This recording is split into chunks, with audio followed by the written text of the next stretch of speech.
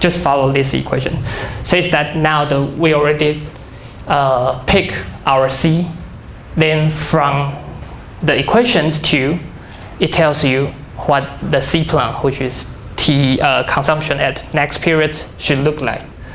And because we also pick C, right, we already know the K plan as well. That means we know the state for the next period. And we also note the consumption for the next period as well. And that is going to tell us the capital stock for the next 2 periods.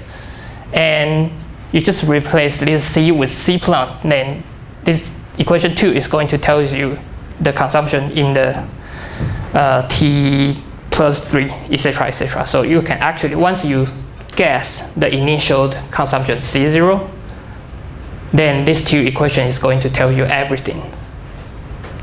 So, and we also know that once we pick the correct C0, then it will lead us to the steady state. So now the whole problem is kind of shrink to what is that C0 is. Like once we figure that out, then we solve everything. Okay, so that is the idea. Okay, so how to do it?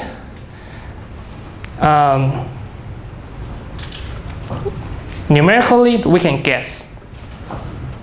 Okay, remember the graph there.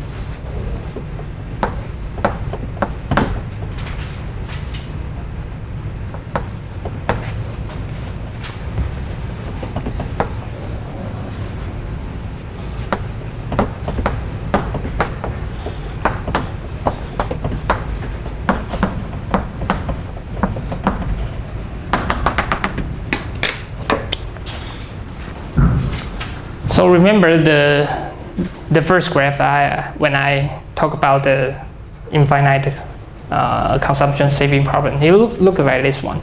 So at period T, initial period, you have the initial capital K0. This is your feasible set for consumption C0. So you just pick one C0, and that is going to give you the K1. And as I just mentioned, you will, or like once you pick C0, you will have C1 as well. That will lead you to K2 and C2 as well. And then K3, C3, etc., etc., etc. So if that is going to violate some boundary conditions, for example, like C becomes negative or capital stock become negative, then you know this C0 is not the right guess, and you change it. Then you pick another guess, then do it again. Now says that this is C0 head, that will give you C1 head as well, K1 head as well, C2 head, go there. And if it violates the boundary condition again, then you start a new guess. Okay, until you find there's a exactly correct C0 star, then that will going to lead you to the steady state. Then you solve the whole consumption path numerically. Okay, that is the idea when you try to use some program, for example, like Python, MATLAB, to help you to solve this kind of problem. Okay, right. Then you may have questions. So, can we only solve it numerically? Can we also do it analytically? Because maybe I'm not a fan of like programming or something. Yeah, just I want to solve it by pencil and pen, like paper and pencil. Can we do it? In some case, yes, you can do it, but you'll be extremely either you will be extremely lucky or you will be extremely painful. Okay, so let's consider the same case here, but now that we assume the depreciation rate becomes 1, because that is going to give us analytical solutions. So the Bellman equation become look like this one.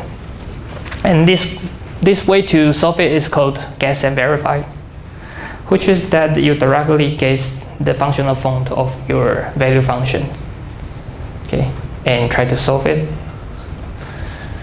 Okay, so if you are lucky enough to come up with the right guess, which is this, we say that the value function, like once the initial, I tell you the initial capital star K, then the whole values will equals to some constant A plus a scalar times log of K over there. Okay, so this is our guess. And we substitute that into the right-hand side of your Bellman equations. So it's the value for the next period. You're going to change it, right? So you replace it with this, and you kind of reorganize a little bit, and then take first order conditions, which is the same. Then you will get the consumption here, optimal consumption based on your guess. It looks like this one. Okay. Okay. Then you have the optimal consumption. C. We call it C star. Okay. And then you can do what?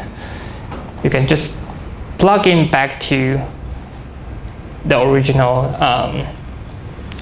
Bellman equations here.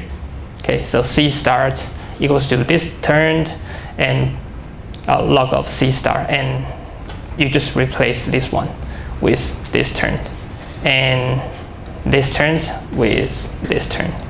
So eventually you will have this one. Okay? And then again you organize it a bit, and you will find that this is exactly our guess. So this part is the constant A, and this part is constant B. It's just our guess. And you just match the parameter, and you solve the problem here. Okay, so exactly the value function is look like this one. Okay, it's kind of ugly over there, so I directly put A, but you should know that the A is actually the terms over there. Okay. And I put a remark here.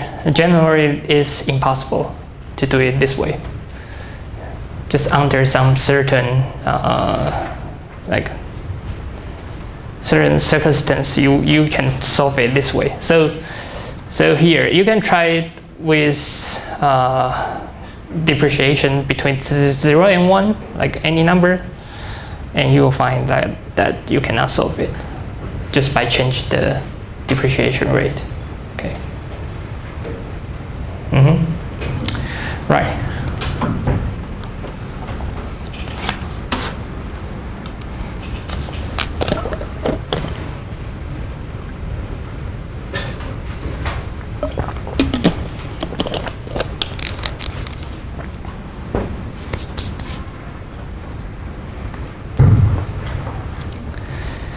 Okay, so I think this will be the last part of lectures.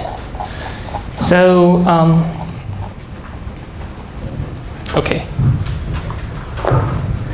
So this numerical way to solve it is called shooting method.